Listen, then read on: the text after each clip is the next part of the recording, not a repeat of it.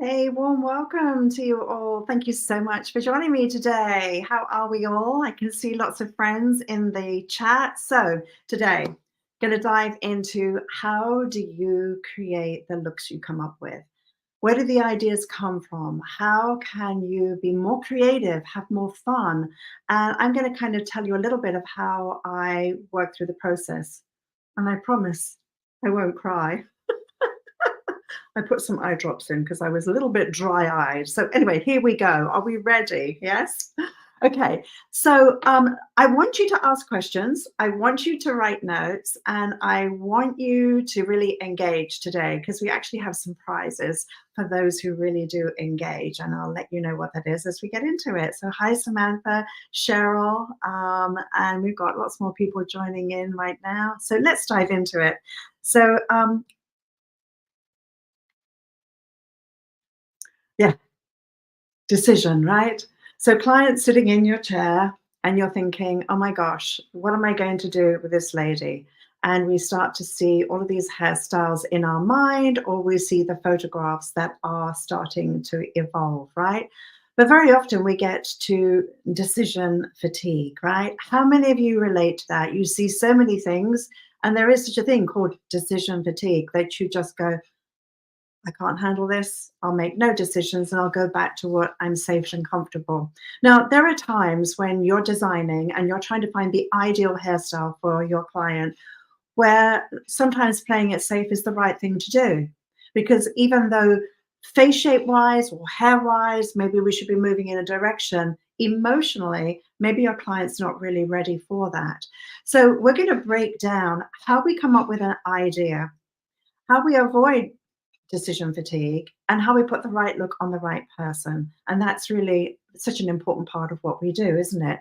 You know, I don't care how amazing a haircut is. It could be the best haircut in the world, but if it's on the wrong person, it's failed.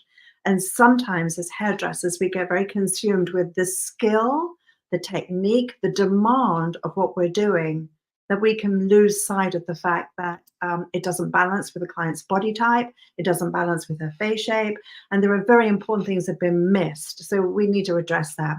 So when we're looking at the client is bringing in a photograph, the best of what she could find out there on Pinterest, the best of what she could find in her search, she's doing that work. Where really does she have to do that? What if you could be that person that when you look at her face and you understand personality, lifestyle, age, all of those things, you know how to recommend that look?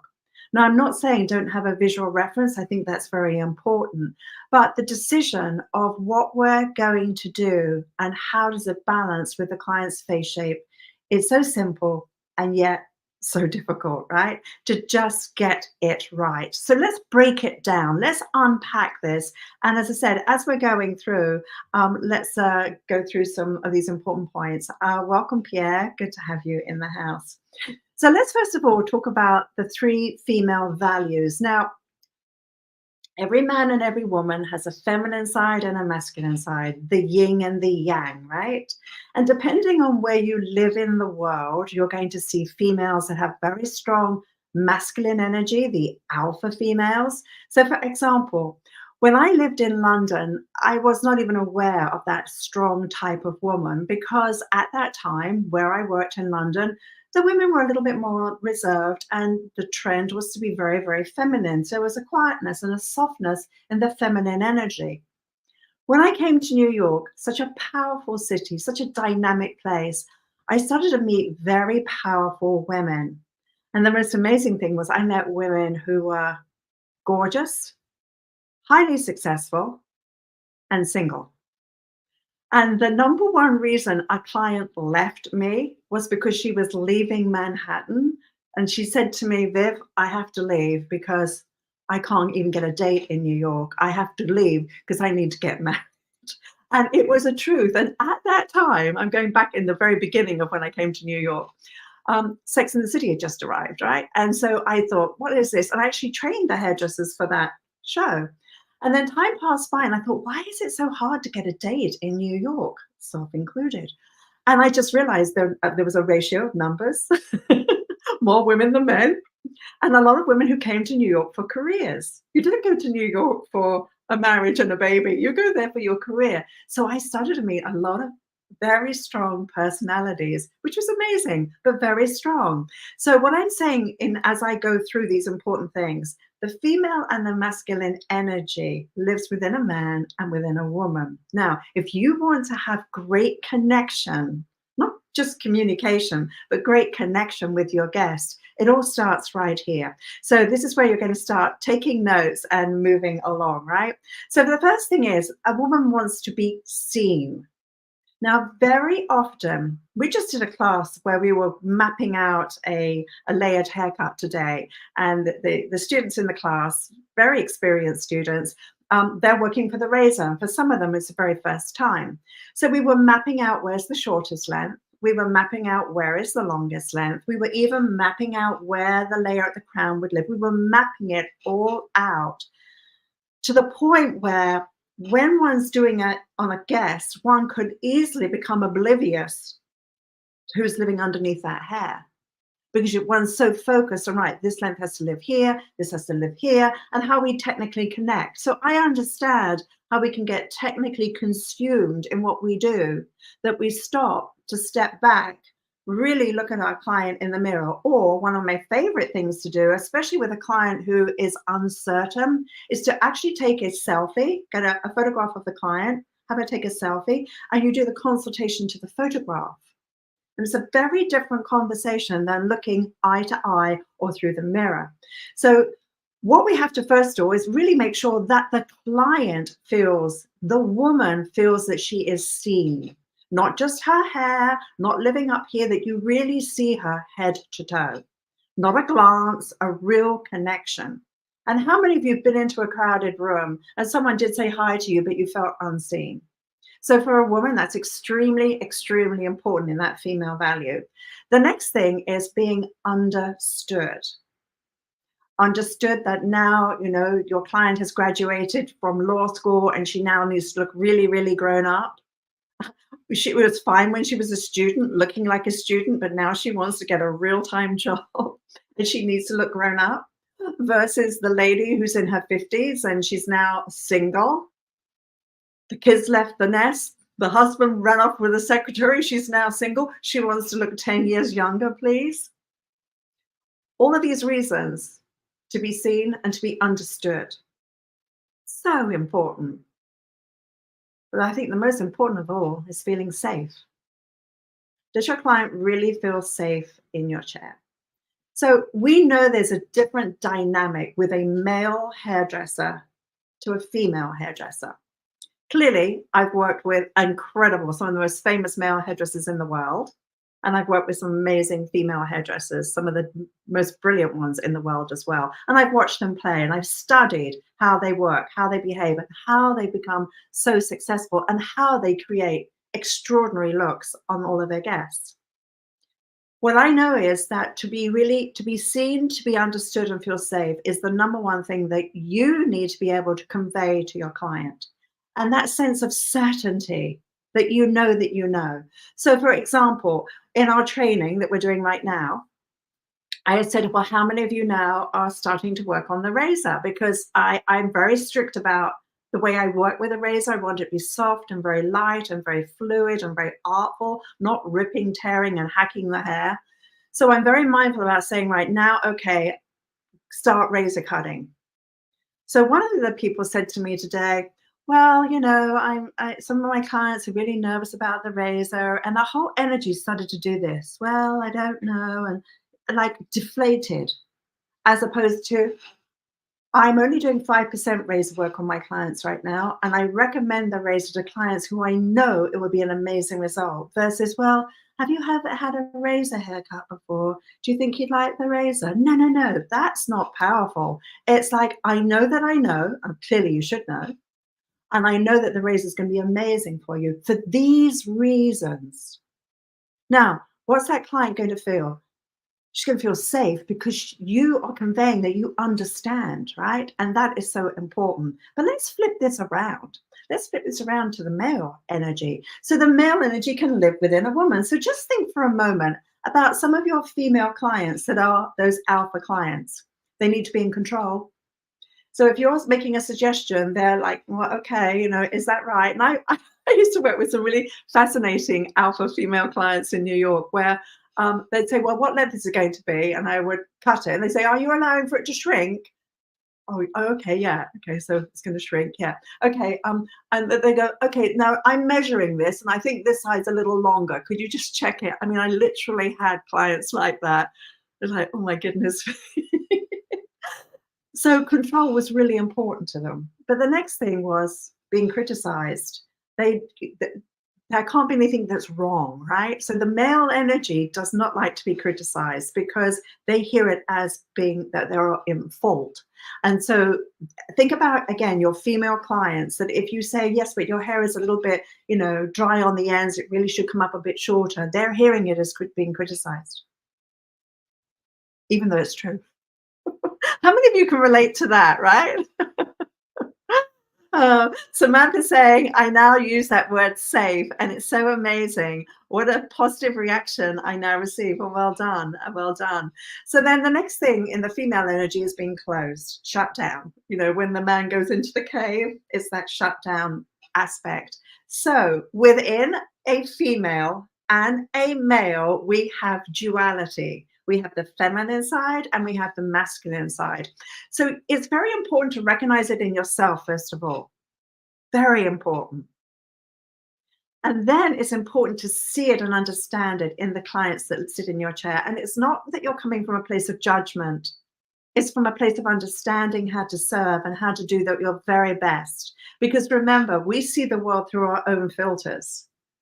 So our aesthetic, our sensibility, our level of awareness, our level of a fashion influences how we see everything, right?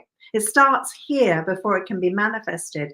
So when we understand what's important in the female energy versus what's important in the male energy, it helps the entire conversation of the consultation. Does that make sense to you all, guys? Yes? Okay, so let's look at what a 5-star consultation is. So I have a consultation form that in my training, I like to coach people through and help them give a 5-star consultation to their clients.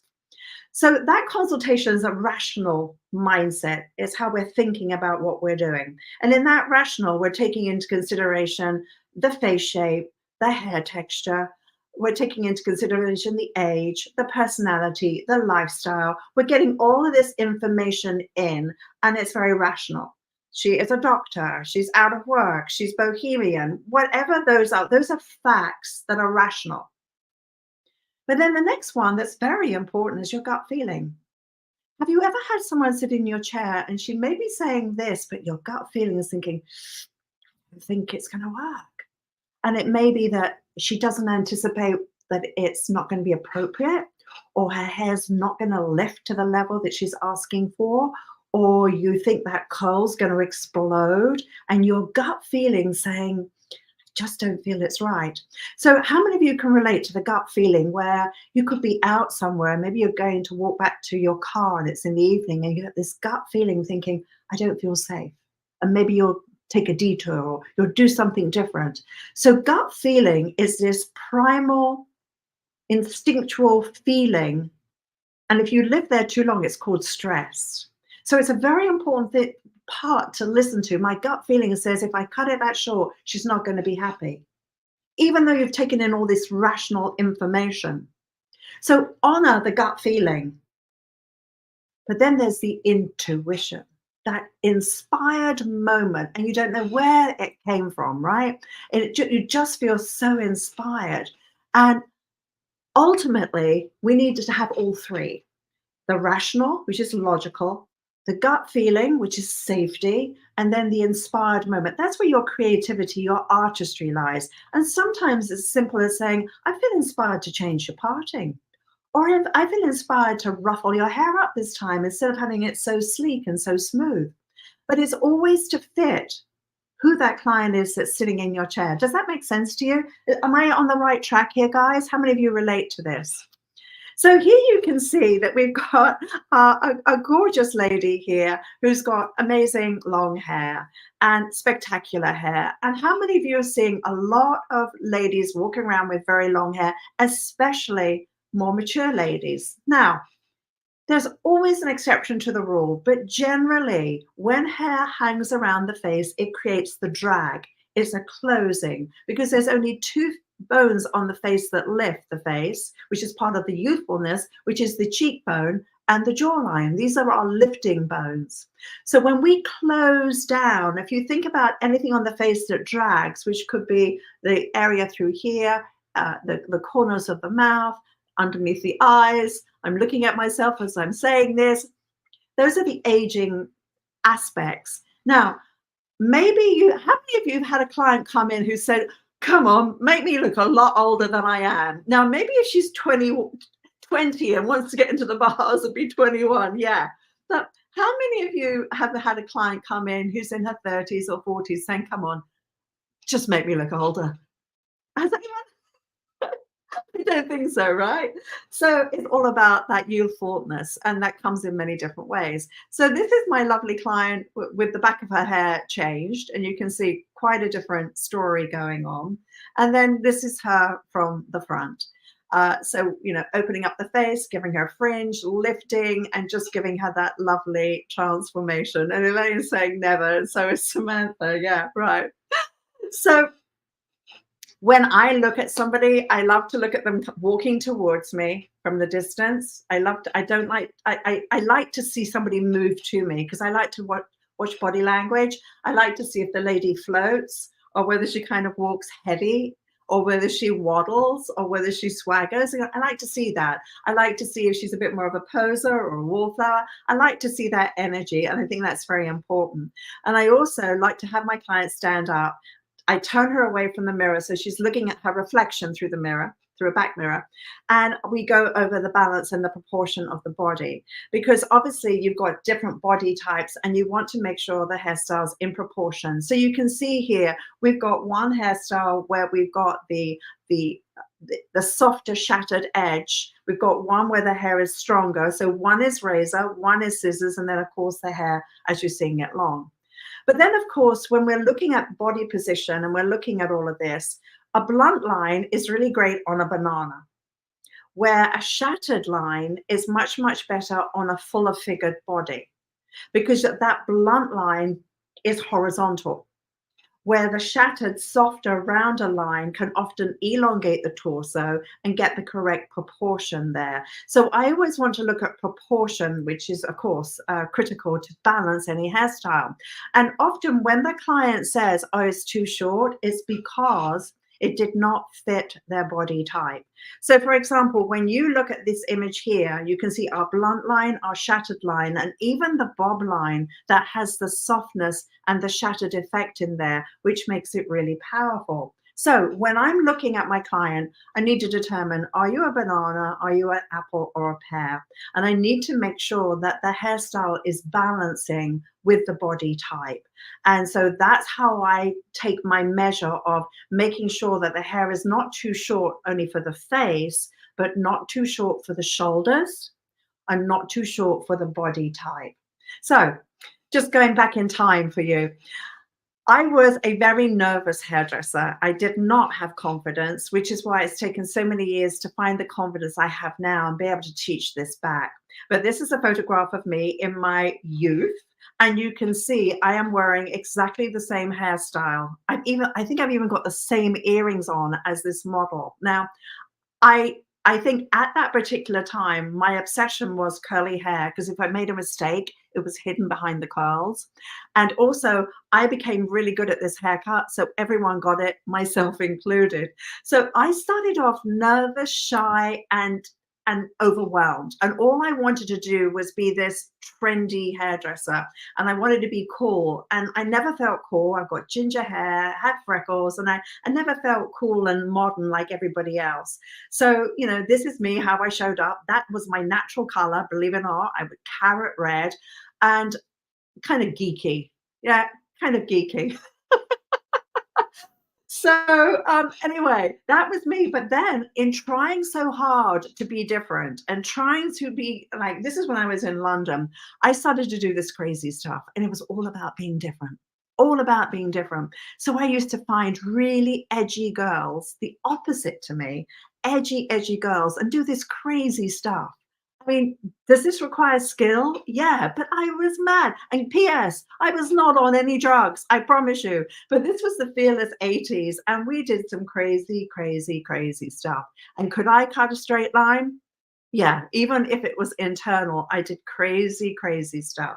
But I had to grow up, right? And I had to then figure out, okay, so I'm doing this on all these edgy people, but what about a conservative person? So I made it my intention to go out and find everything that is edgy and cool and started to do it. But then I realized, okay, Viv, you've got to kind of calm down a bit and have a broader appeal, and fashion changes. So what works in one decade does not work in the other. So we hear people saying today, oh, it's the 80s is back and the guys are having the underneath bust and they're having these big perm tops, and and it's the Farrah thing that's happening, and all of these retro things. And, when it does go into retro, it always has to have something fresh about it. So for myself, I started off shy, insecure, the ginger nerd. I created this little index card, and I wrote my questions on there, and I would go through them with my client, because I knew if I wouldn't read them, I would never have the courage to say it. It became my courage sheet, because what I realized is if I didn't have the courage to ask the question, I also didn't have the courage to hear it.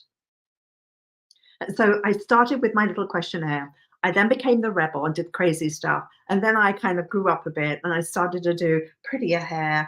And, today, because of fashion and so on, this is kind of where I'm parked right now, just softer, prettier, and looser. But I want to ask you something really important. How do you see your hairstyles? Inches or shape? Let me know in the chat whether you think in inches or in shape. Just curious to hear. And Samantha saying, I remember those days. And yeah, this is being recorded, so you will be able to share with your staff.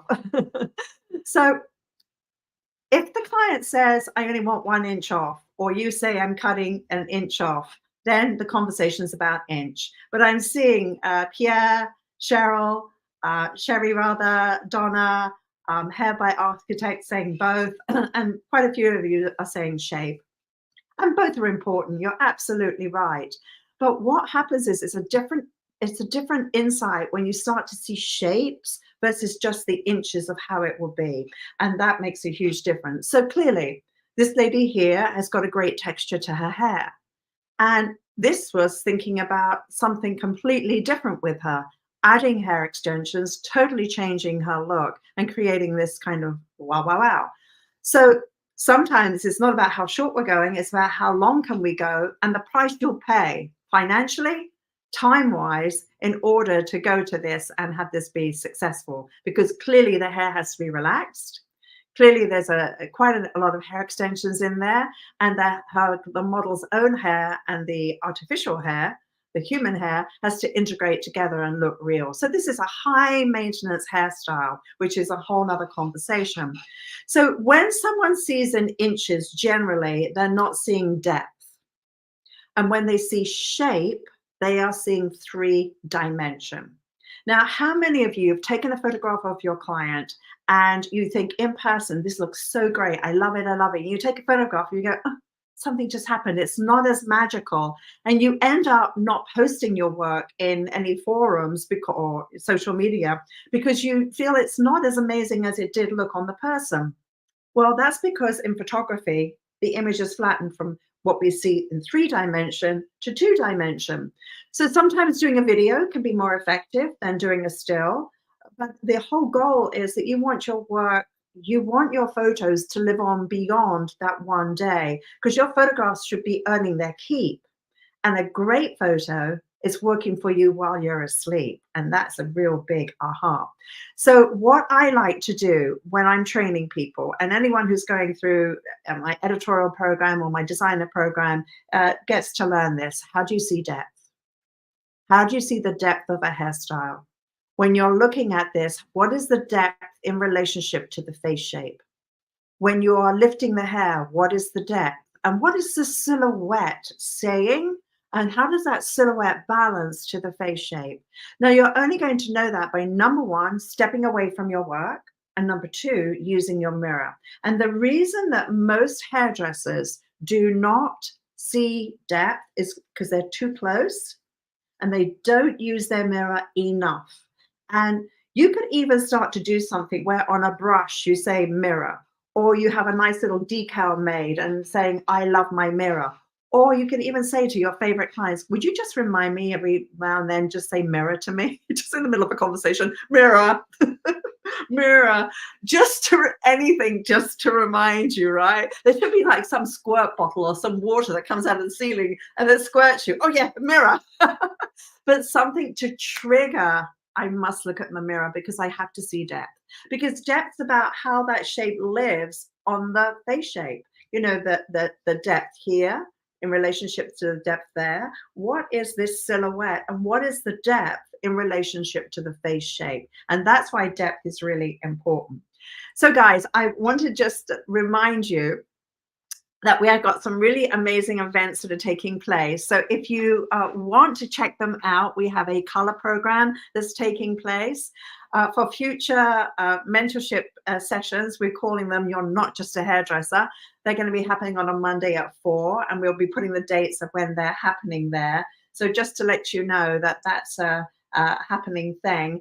And also, at the end of today, we're going to be giving a couple of prizes. So just stay tuned as we're going on with this. So let's talk about, do you ever feel that your creativity has become blocked? How many of you would say that is a challenge for you? Let's just see in the chat. Any questions? Okay. So, you know, birds of a feather flock together. These two, I was at this restaurant and I saw these two ladies and I just saw the fried, frizzy, dried, nasty looking hair. And I thought, oh my gosh, they look exactly the same, right? So clearly, if you do this one lady's hair and you do it a certain way, often her friend's going to come to you and do the same. But maybe this hairstyle looked amazing when it was flat ironed, when it was blow dried, when it was styled in the salon. But the moment she went out into the environment by the water, the whole thing changed. And I do believe it's so important to work to the texture that's in your hands if you want a hairstyle to look good all the time or only when you leave the salon. So that's another important thing. So while we know that balayage and ombre and beach waves are fabulous, the ship is sailing and it's sailing pretty quickly. It's no longer viewed as high fashion anymore because it's been around for 20 years. It's beautiful and on the right person, stunning, stunning. But a lot of people are wearing the look that probably should not have worn the look because they either don't have the hair texture for it, they don't have, their hair is starting to dry out, it's over processed. So it's not for everybody. And I think that when everyone has the same look, it starts to become very dull. People lose their individuality, which I think is important. So do you want to suggest an alternative hairstyle, but the fear of failure stops you? How many would you say, oh my gosh, you know what? Yeah, that is scary. Now, I used to be like that, but I'm not like that anymore. And I soon got over it pretty quickly because when you cut to the bone structure and you see shape, and yes, length is important, but you see shape first, you see the silhouette first, because the silhouette is the science of balance, to the balance and the science of balance in the face. Whether it be 4 inches, 10 inches, whatever, doesn't really matter as long as it balances to the neckline and to the proportion. So I measure the face, and that is again a science. I measure the face and make sure I'm always proportionate and it's always on point. So that's, you know, critically important. So even with this girl here, her side sweep gives the focus to the eyes. Her hair off of her face shows a wide forehead. The center parting puts an emphasis on the nose. So the hairstyle is directing you to certain features, right? So let's move on. The danger of becoming a people pleaser. We all want to please people, clearly. But sometimes saying, I love that idea, but it's not going to be as beautiful as the photograph for these reasons, your hair texture, the density of your hair, etc., etc., etc.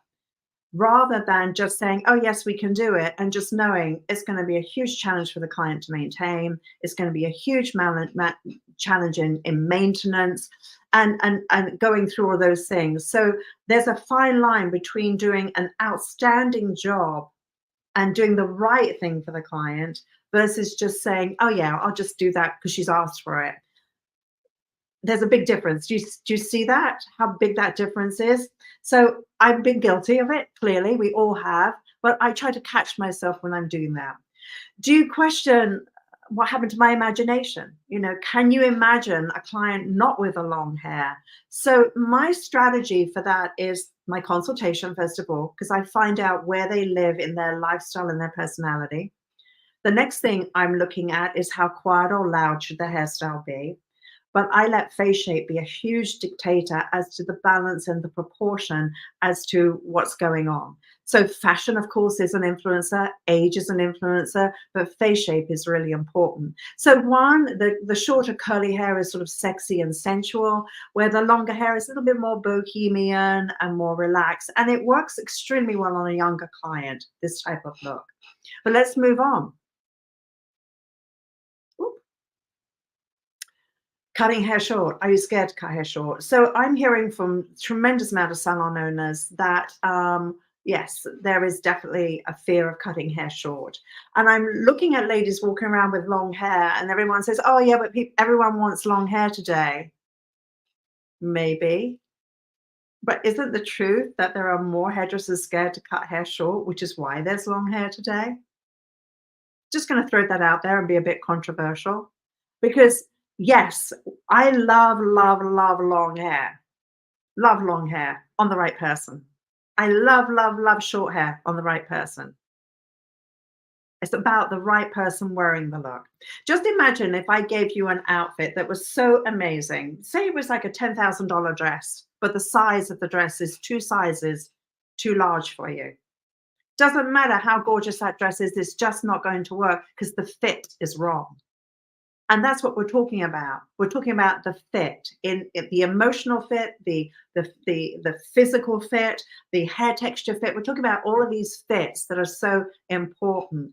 So as we're going through here, do you have a hard time visualizing a different style? And that's where I think it's so important to really think, okay, I'm so brainwashed into seeing the beach curl, the ombre, the balayage, and making good money out of it, but I'm bored out of my brain. And if I don't do something different, I will lose that client, or I'll lose my inspiration, my drive, my motivation.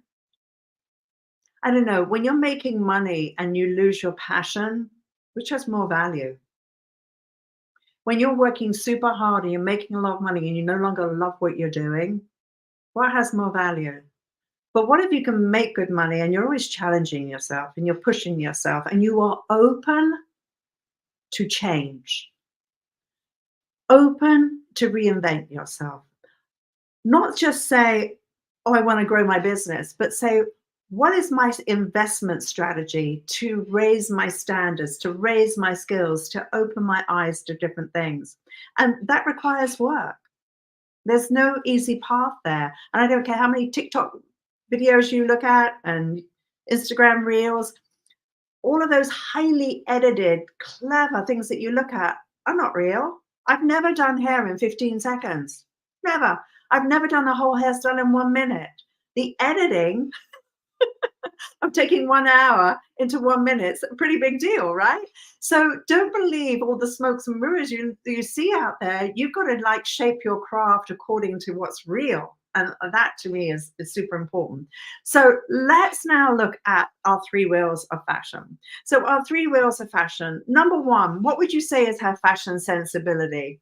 Just write to me in the chat. What do you see as number one? And what do you see for number two? How is number two reading out for you? And how is number three? What are you seeing there? So number one, is number one soft for you? So we're getting sexy, we're getting romantic. Number one is fun. Okay, that's from Samantha. So number one definitely has edge. It has rock and roll. It's something on a very young person. Number two, there's a little bit more of a glam statement. It's not as outrageous. And number three definitely has more romance and lots of softness, but they're very young hairstyles. So when we look at these and we now go, okay, so these are our wheels of fashion, but let's move on here. We've already mentioned there's an epidemic of long hair. What clients don't realize very often is that they're high maintenance. The question of shine, how shiny is the hair? Long hair should have incredible shine. The color should be stunning, whatever that color is, whether it be silver gray. The styling and finishing products and the treatment program that that client's going to have to go through in order to maintain and sustain that look. So to me, there is such a protocol and a high maintenance program in order to have hair that's aging not look old. And just by the fact that it's been on the head for 5 years, whatever, it's been exposed to so many of the elements. And that's why we see such few heads of hair walking around out there with luster and shine and vitality and youthfulness. Hair should have a youthful feeling to it. And some hair has to be short in order to be youthful. Does that make sense, guys? So, blinded by fashion. We already had this reference, but what about if these ladies went into a shorter hairstyle? Wouldn't that be kind of cute, right? And there's a terminology called aging up. So think about Facebook. When Facebook first began, it was for college kids. And now we know by the statistics that it's more mature ladies and gentlemen who are hanging out on Facebook, and it's aged up. The same thing has happened with long hair. Long hair that was cool on a high school kid has now aged up, and grandma is wearing the same length of hair as the 16-year-old. And there's been this aging up. And Daniel's saying long hair is often a security blanket. Yes, it can be. Or a facial frame can be that too. And a blanket's fine if it looks stunning. But if it doesn't, then how foolish are we to wear it?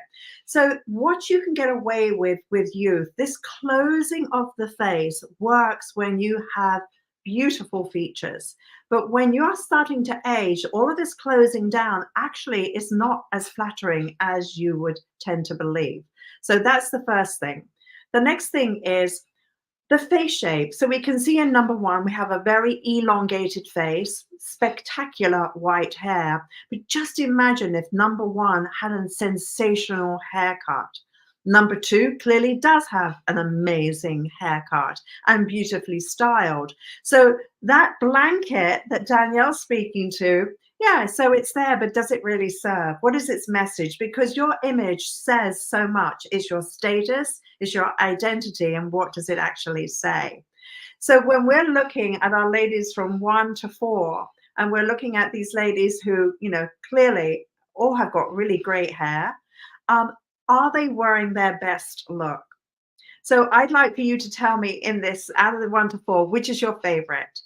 Having the hair just long, having the hair long with layers, having the hair just long and off the face, kind of a little bit edgy and raw, or having a shape and a style that works to the bone structure? Just let me know in the chat.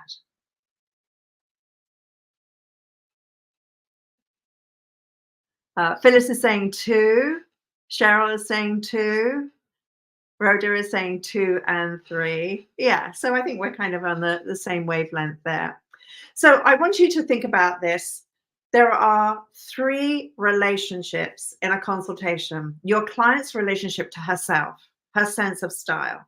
That's the first relationship. Then you, the hairdresser, your relationship to fashion, to style. So if we as hairdressers complain about our clients, the first thing we have to do is go, whoa, there is the law of attraction. If I am fashionable, I am on trend, and I am appropriate for my age and my lifestyle, etc., etc., I will attract people who value that. But if I am stuck in a time zone and I'm complaining that my clients won't shift and won't move, and my clients are not trendy, or they're not progressive, or they're not creative, or they're not listening to my ideas, whoa, whoa, whoa, go back to home base. We have to change where we're stuck to unstick everything else. So there's the client's relationship with how she sees herself. There's your relationship and how you see yourself. And then there's the combined relationship. So when you're oil and water, there's something wrong in your branding, of how you're branding your message through social, how you're branding yourself, your environment. The branding message is not clear. And if you want that more progressive client, or if you want that client who is more glamorous, everything in your space needs to speak that. How you speak it, how you look it, everything around has to be that mirror, because then the law of attraction will connect. Does that make sense? Right?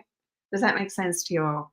So guys, I'm going to challenge you right now. I want you in the chat to let me know what you're learning today, because we're going to give a prize. After this is over, we're going to go back through those who've given us the best insight, and we're going to give you a free course. So what we want you to do is write down right now, what was your biggest takeaway from today? What were your learns? What will you apply? How will you change that? And then we will be able to come back through here and give a prize to whoever is putting that comment. So we also do need to be able to connect with you. So let's think, how are we going to do that? If you want to also put in your email address, or your, even better still, your Instagram handle. That's a better way of doing it. So if you're comfortable to put in your Instagram handle, more people are going to see it, which is great. So put in your Instagram handle, and we're looking for, what have you taken away from today? What was your big wow factor? And the person who gives us the best, juiciest insight, we're going to give a prize. So let's just conclude this with, the client is not always right. This client came in and she wanted her hair to be a bob, and as you can clearly see, she's got a strong jawline. So it's always about designing to the face shape. So my goal, regardless of whatever is sitting in my chair, I always try and create the oval face shape, because it's the perfect balance. An oval hairstyle, an oval face shape can suit any hairstyle. So here you can see we have our client where she had a heavier jawline, cut all of her hair off. So the security blanket that's not flattering goes into something that's more fresh and more modern and more youthful. So age and being age sensitive is so important. And you can see what a difference. The back is not buzzed off. It's not military style. There's softness there, and there's great movement, and, you know, quite a difference, right? So that's the power of when you get it right. So my strategy is voguing around the face. So when I am voguing around the face, I am looking at, I look what happens when I open and when I close. I look what happens when I tuck and do it asymmetric. I look at what happens when I tuck this way. Obviously, I'm lengthening. I look at what happens if I lift up more. I look what happens if I bring it out. I look at what happens when I take it away. And I just start to play with the hair, and I vogue around the face with my hands, and I make shapes. And then usually I'm cupping the hair in my hand, and I'm moving the hair around as I'm going through to find the balance. So I put my tools down. I do my consultation. I find out, where does that client live? In her energy, her emotion. I'm finding out where she lives. The next thing I'm doing, I'm studying the bone structure. I study body type. I then vogue around the face. I still have not picked up my tools, because I'm visualizing the shape. I'm not thinking about length. I'm visualizing the shape. Once I've nailed the shape, I can then say, it will sit at your ear, because I want to lift. It will sit through here. It will sit wherever it will. That is the final thing. But the shape to me is the most important thing, because shapes speak to each other. A round into a round, a square into a square. The shapes really do matter, if that makes sense to you guys. So when I am looking at voguing around the face, and I'm thinking about my hairstyle and mapping the hairstyle, and how's that hair going to fall, this to me is the second part, when I start my mapping. And in my mapping, I am not guessing about what's going to happen. In my mapping, I'm going, right, the face shape is square or the face shape is round. And I'm thinking, right, this lady needs to have a bohemian look and she wants to be soft. She is a banana body type. So before I get into looking at her hair, I'm looking at where am I mapping that hairstyle? How am I going to design that before I get lost in the engineering of what I am doing?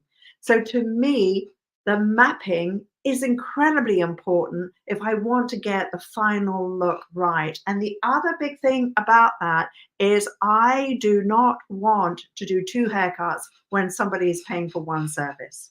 So I want to get it right first time, and that is so important.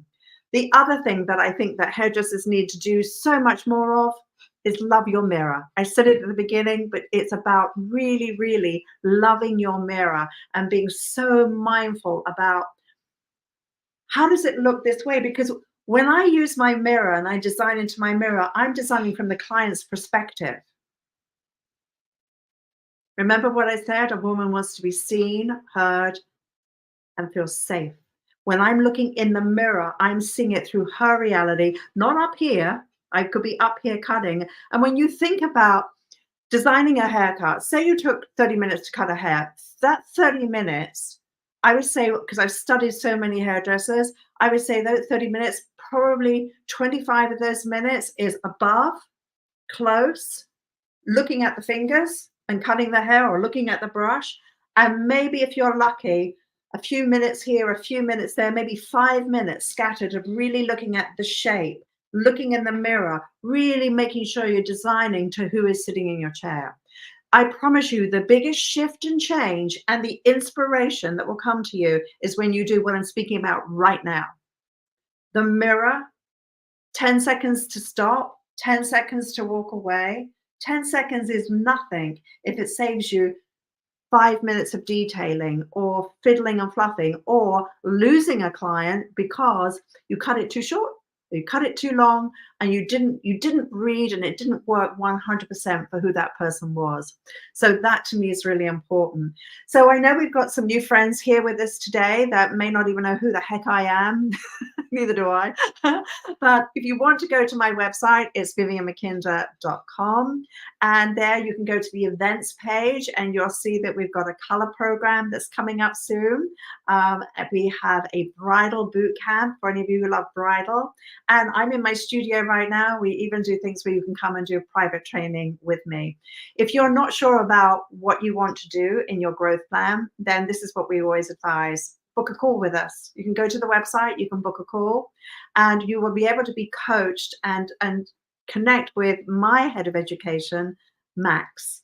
And Max Massano, an amazing hairdresser, a salon owner. He's on my team. He can talk to you. He can listen to where you are. So if any of you are stuck right now and you feel, right, Viv, I want to move to the next place, or salon owners with a staff, a team, say, listen, would you talk to my team? I'm tired of talking to them. You talk to them, right? So if you've got anyone where you're thinking, yeah, I want my team to be engaged and involved, the success I've seen in my training programs is when you and a buddy show up together. So you have a partner, or you and your staff show up together, because then the leader and the team are all singing from the same song sheet. And when you struggle, there's a vulnerability there, which is beautiful. And you can all grow and share together. And as they always say, if you're standing still, you're actually moving backwards. So don't let that get in the way. And I'm seeing some amazing comments coming in. Please continue to write. What are the big things you're getting from today? What was that, so that we can give our prize to you all. And I hope you found this valuable today. And this is very special to be here with you. And I hope that I've been able to empower you with letting that client feel heard, feeling safe, and feeling understood. Really understanding face shape design, diving into the consultation, and obviously those people who are members of my site know the consultation, but diving into that consultation, designing to personality, designing to lifestyle, voguing around the face, and letting your imagination soar, and your creativity always needs a solid ground to live on. So the rock is your technical skills. Those are solid. Cut hair vertically, it's layers. Cut hair horizontally, you're going to build weight. Cut hair round on a diagonal, it's going to be graduated. Those are rules of architecture. Once you have those rules in whatever the discipline is you're doing, then there needs to be a place where your creativity is open to flourish. And sometimes the creativity is just in styling in a fresh, more modern way. It's not changing your hair cutting. It's just freshening up how you place the lengths and the balance in that perfect place. So again, I hope this has been helpful to you. Please share this with your friends, and I look forward to seeing you on our next session. Take care and bye for now.